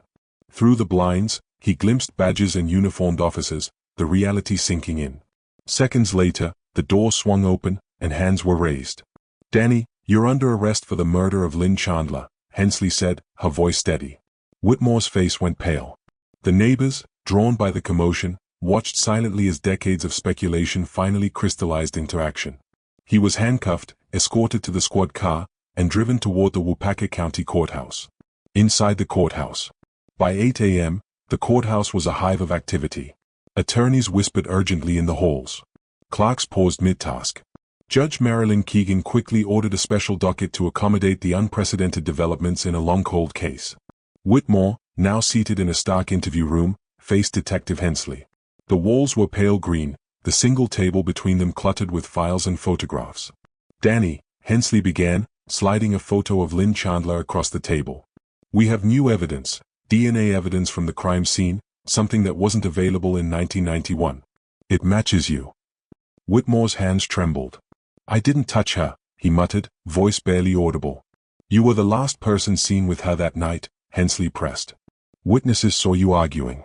You said you dropped her off safely, she never made it home." For a long moment, he said nothing. Then, a quiet admission escaped his lips. It wasn't supposed to happen like that." The confession. The confession came slowly, in fits and starts. Danny described an argument with Lynn at the Riverside Tavern that escalated after drinks. "She wanted to leave," he said. "I told her we weren't done talking. She screamed. I just lost it." He admitted to shoving her, leading to her fatal fall. Panic consumed him afterward. Instead of calling for help, he transported her to a secluded ravine off County Road J, believing she might still be alive. But when he checked, she wasn't. Hensley listened silently, letting the weight of his words sink in. Every detail he confessed lined up with old forensic evidence: soil samples on his boots, the indentation in the truck bed, and the traces of blood later matched to Lynn. "I thought I could hide it," Danny whispered, head bowed. "I didn't mean for it to end this way." Family reactions. By the afternoon, news had reached Lynn's family. Margaret Chandler, Lynn's mother, clutched a photograph of her daughter as tears streamed down her face. Her husband, Tom, remained stoic but visibly shaken. "It's like living it all over again," Margaret whispered. "But at least now, we know." Inside the courthouse, District Attorney Rachel Meyer addressed reporters. "After more than 3 decades, we have obtained a confession in the death of Lynn Chandler," she said, voice steady but heavy with emotion. "This is a monumental moment for her family and for Waupaca County." Courtroom proceedings. Whitmore appeared before Judge Keegan in a small, packed courtroom. Dressed in an orange jumpsuit, his hands shackled, he avoided eye contact with the Chandler family. The charges were read. First-degree intentional homicide. Obstruction of justice. Abuse of a corpse. His public defender requested time to review evidence, but prosecutors opposed bail, citing the seriousness of the crime and the risk of flight. Judge Keegan ruled that Whitmore remain in custody pending trial. Community response. Outside, the courthouse steps were filled with journalists, neighbors, and curious residents. For decades, rumors had swirled, whispered theories about serial offenders, cult involvement, and cover-ups. Now the reality was far closer to home. Someone they knew, someone who lived among them, had taken Lynn Chandler's life. "You think you know your neighbors," an elderly resident said outside a diner. "Then a secret like this comes out, and it changes everything." The aftermath of the confession. Despite the relief of a confession, the trial loomed ahead. Hensley understood that while the arrest marked progress, the courtroom battle would be grueling. The Chandler family braced to relive the trauma, and the community prepared to confront the uncomfortable truth about a man who had lived among them for decades. That evening, as the courthouse lights dimmed, Hensley stepped outside. The clock tower cast a long shadow over the square, and for the first time in 32 years, justice felt within reach. "We've got him," she whispered to herself, voice lost in the cold summer air. "After all this time, we've finally got him." By September 2023, the Waupaca County Courthouse was once again alive with a tense, almost electric energy. The trial of Daniel "Danny" Whitmore had drawn national attention, with reporters crowding the courthouse steps, cameras lining the hallways, and community members filing into the gallery. The case had haunted the county for over 3 decades, and now, with a confession in hand, the trial promised to deliver the long-awaited reckoning. Detective Marla Hensley sat quietly at the prosecution table, her hands folded over a stack of photographs. Each image, Lynn's high school portrait, crime scene markers, and crime scene photos, was a reminder of why the case mattered so profoundly. Across the courtroom, Whitmore sat slouched in his orange jumpsuit, the weight of decades of evasion etched into his expression. "Let's bring her justice," Hensley whispered to herself, her voice barely audible. Opening statements. District Attorney Rachel Meyer opened the trial with a measured, yet compelling tone. "Ladies and gentlemen of the jury," she began, voice resonating in the courtroom, "for 32 years, Lynn Chandler's life has been a question mark. Her family, her friends, and our entire community have sought answers. Today, we will reveal the truth of what happened on June 14, 1991. The evidence, the testimony, and the confession of the defendant make one thing clear: Danny Whitmore is responsible for Lynn's death." The defense, led by attorney Henry Carlisle, countered with a focus on procedural gaps from 1991, arguing that evidence could be contaminated and that the confession had been coerced. "We ask the jury to remember," Carlisle said, "that 32 years have passed. Memories fade. Evidence degrades. And in our system, doubt is enough to acquit." Prosecution evidence. The prosecution methodically presented their case, weaving together decades-old evidence with modern forensic breakthroughs. DNA evidence. The forensic lab report confirmed that Whitmore's DNA matched a sample found on Lynn's jacket, undisputed by the defense. Confession. Hensley testified about the confession, describing the details that only the perpetrator could have known: the location of the ravine, the truck bed indentation, and the discarded items. Witness statements. Neighbors and old friends recalled seeing Lynn with Whitmore the night she disappeared. One, a former waitress at Riverside Tavern, remembered their argument vividly. "They were shouting," she told the jury. "I remember Lynn storming out, and Danny followed her. It was tense, scary even." The prosecution also presented archival evidence. Whitmore's property records placed him near the area where Lynn's body was eventually discovered, corroborating his own words during the confession. Defense strategy. The defense aimed to sow doubt. Carlisle highlighted potential mishandling of physical evidence from 1991 and argued that Whitmore's recollection may have been influenced by police interviews. "This is a man who has been interrogated multiple times over decades," Carlisle said. "Memories blur. Details are suggested. Can we truly trust what he says now?" Whitmore himself remained mostly silent, nodding occasionally as Carlisle outlined his case. But observers noted the tension in his hands and the way his eyes darted toward the prosecution each time forensic evidence was presented. Emotional testimony. Perhaps the most poignant moments of the trial came from Lynn's family. Margaret Chandler took the stand, clutching a small photograph of her daughter. "Lynn was my firstborn," she said, voice cracking. "She was full of life, full of dreams. And then, she was gone. For 32 years, we've lived without her. We've mourned her in silence, hoping for answers that never came, until now." Her husband, Tom, recounted how the family fractured under the weight of uncertainty. Siblings moved away, marriages strained, and anniversaries were haunted by unanswered questions. "I don't know if knowing the truth makes it easier," he said, tears pooling in his eyes. "But it matters. It matters that the person responsible is finally held accountable." Cross-examination and tension. Defense attorney Carlisle pressed Hensley on the chain of custody and potential contamination of the evidence.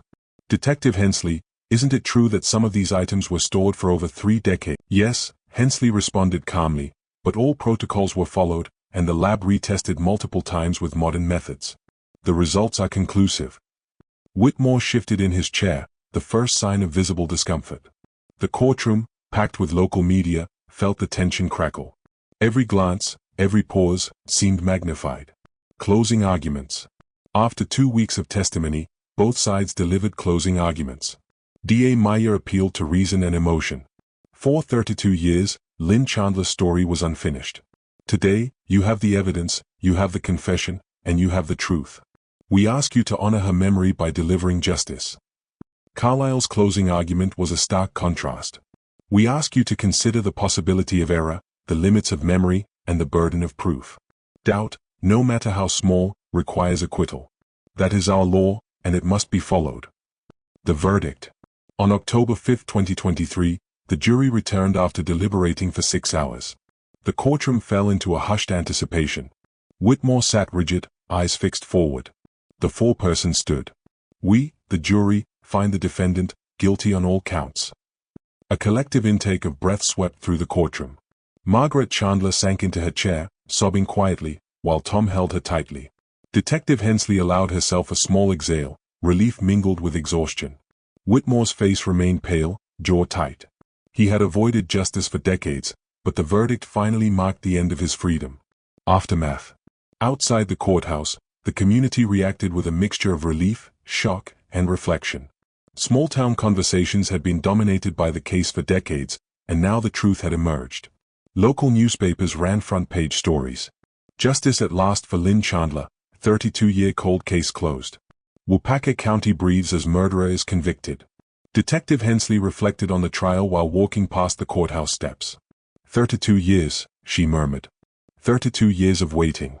Of hoping. And finally, the truth prevailed. For the Chandler family, the trial was both closure and a reopening of grief. But it allowed them to reclaim Lynn's memory, to tell the story as it had truly unfolded, and to begin the long process of healing. The Wisconsin State Courthouse in Waupaca County had returned to its usual rhythm. The echoes of gavel strikes and hurried footsteps filled the halls once again, but for Detective Marla Hensley, the pace of daily work felt different.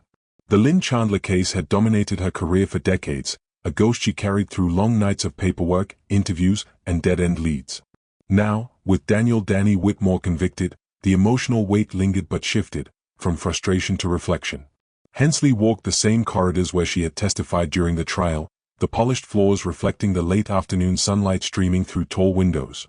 She paused near the old oak bench in the main lobby, her mind replaying the events that had finally led to justice. 32 years. 3 decades of unanswered questions, of grief-stricken families, of whispers and rumors.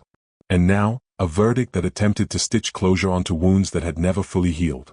The detective's perspective. Cases like Lynn's aren't just about evidence, Hensley said to a reporter months later. They're about persistence, about not letting memory fade, about honoring the people who can't speak for themselves anymore. Her reflection extended beyond the investigation. She thought of the countless cold cases in Wisconsin, many buried in file cabinets, unsolved because technology wasn't available or leads had gone cold. Lynn's case highlighted both the limitations and the potential of modern forensic science. The breakthrough had come not from a lucky tip or a confession alone, but from the intersection of DNA advancements, meticulous record-keeping, and decades of determination. It served as a reminder to Hensley and her colleagues that justice could arrive even decades later, though it required patience, perseverance, and unwavering commitment. The family's healing process. For the Chandler family, reflection was deeply personal. Margaret Chandler described the experience in a local interview. For 32 years, we lived in a kind of fog. We remembered her every day, hoped every day, cried every day. Now, even though the person responsible is behind bars, it's still difficult. The memories are raw, the grief is still there. But knowing the truth allows us to begin really remembering Lynn, instead of just mourning what happened to her. Tom Chandler, her father, added. Justice doesn't bring her back, but it does give us a path forward. We can talk about her, laugh about the things she loved, and carry her legacy in a way that's no longer overshadowed by fear and uncertainty. The family's journey underscored a crucial aspect of cold case resolutions. Emotional closure rarely matches the legal one. Trial verdicts and confessions are milestones, but the process of healing stretches long beyond the courthouse walls. Community reflections. The town of Waupaca also grappled with the implications. For decades, Lynn's disappearance had been a shadow over the community, generating rumors, mistrust, and urban legends. Local residents remembered small-town conversations, cautionary tales told to teenagers, and the lingering unease that comes when a neighbor is taken too soon. With the trial concluded, the community slowly began to reframe its collective memory. Conversations shifted from suspicion and speculation to remembrance and reflection. Churches held vigils, schools shared stories of Lynn's accomplishments, and local media emphasized the persistence of law enforcement and forensic science. It's a reminder, said Sheriff Paul McKenzie, in an interview after the trial, that even small communities can face darkness. But it's also a testament to how commitment, both by families and by law enforcement, can bring closure, even when it takes decades. Lessons for law enforcement. Detective Hensley, along with her team, documented every aspect of the Chandler case, from the original 1991 investigation to the breakthrough in 2023. The case became a training model for cold case units across Wisconsin, emphasizing re-examining old evidence with modern techniques. DNA and forensic advancements can change the outcome. Persistence in pursuing leads, decades of interviews, cross-checking records, and revisiting overlooked witnesses proved crucial. Collaboration between departments, local police, county sheriffs, and forensic labs all played pivotal roles. Family engagement. Maintaining communication with victims' families builds trust and ensures that human stakes remain central. This case taught us that time doesn't erase responsibility, Hensley noted. And it reminded us why we do this work, no matter how long it takes. Reflection on society's broader challenges. The Chandler case also sparked discussions about cold case funding, rural policing, and access to forensic resources. Many small counties face limitations in both manpower and technology, and cases like Lynn's highlight the importance of state and federal support for long-term investigations. Without advancements in DNA technology, we might still be waiting, Maya, the district attorney, explained. Communities must invest in the tools and personnel necessary to ensure that no case is left forgotten. Moreover, the trial reminded citizens that justice delayed is not justice denied, but it can strain families, neighborhoods, and even the legal system itself. The public's engagement, advocacy, and patience were as much a part of the resolution as lab reports or confessions. Detective Hensley's personal reflection. As Hensley prepared to leave the courthouse that evening, she paused near the familiar oak bench once more. The quiet hum of fluorescent lights and distant echoes of courthouse work surrounded her, yet the space felt different. The shadow of uncertainty that had loomed for over 3 decades was lifting, replaced by a fragile sense of closure. Lynn Chandler's story was never just about her disappearance, she thought.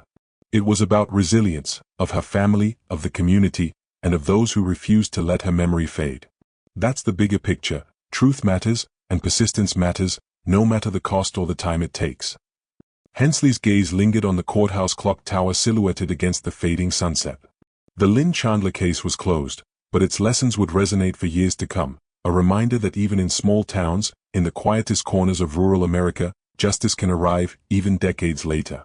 The courthouse square in Waupaca County was quiet that evening, the late summer air heavy with the scent of freshly cut grass and the distant hum of cicadas. Inside the Wisconsin State Courthouse, most of the staff had gone home, leaving only a skeleton crew of clerks and security personnel. The Lynn Chandler case had officially closed, but for Detective Marla Hensley, closure was never quite final. She lingered near the oak bench in the main lobby, her thoughts still on the trial, the conviction, and the long journey it had taken. Her phone buzzed in her pocket. A number she didn't recognize. Frowning, she answered. Detective Hensley, a low, steady voice said.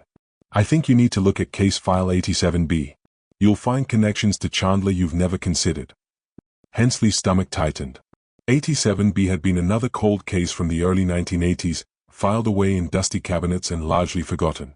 The caller didn't identify themselves, but the implication was chilling. Lynn Chandler's disappearance and death might not have been an isolated incident. A new lead. Hensley made her way to her office, her footsteps echoing through the empty hallways. She opened the locked cabinet containing old case files and pulled out 87B. The file, yellowed with age, described the disappearance of a young woman named Patricia Monroe, who had vanished from a nearby town in 1980.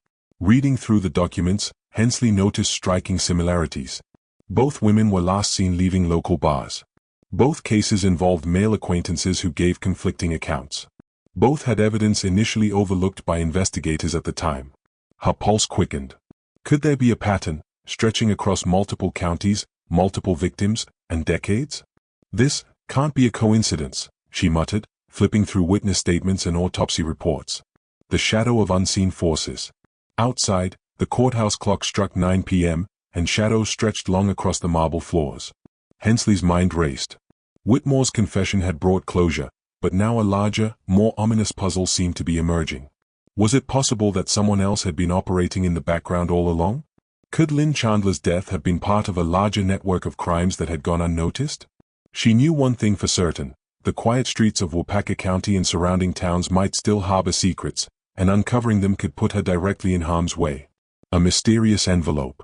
As she considered her next steps, a courthouse clerk approached, carrying a plain manila envelope. Detective Hensley, this was delivered to the front desk about an hour ago. No return address. Inside were photographs, grainy but clear, depicting locations in rural Wisconsin, wooded areas, isolated cabins, and a stretch of road near County Road J. One photograph stood out, a small pendant lying in the dirt, remarkably similar to one Lynn Chandler had been wearing the night she disappeared. Hensley felt a chill run down her spine. Someone had been watching. Someone had waited decades to make their move known. Whoever sent this, she whispered, they want me to see the connections, but why now? Setting the stage for part 2. She placed the photographs on her desk, aligning them with maps and old case notes. The courthouse was silent, save for the distant creak of doors and the faint ticking of the clock tower. Outside, the night seemed deeper, darker, as if the shadows themselves were waiting. Hensley picked up the phone, dialing her partner. "We need to reopen the old files, everything," she said, her voice steady but tense. "And I mean everything, from Waupaca to the surrounding counties. There's more here, and I think it's just the beginning." The camera would pull back from the courthouse, the warm glow of the lobby lights contrasting sharply with the encroaching darkness outside. A single figure could be seen watching from across the street, face obscured, a reminder that in Waupaca County, even after justice is served, secrets are never truly buried.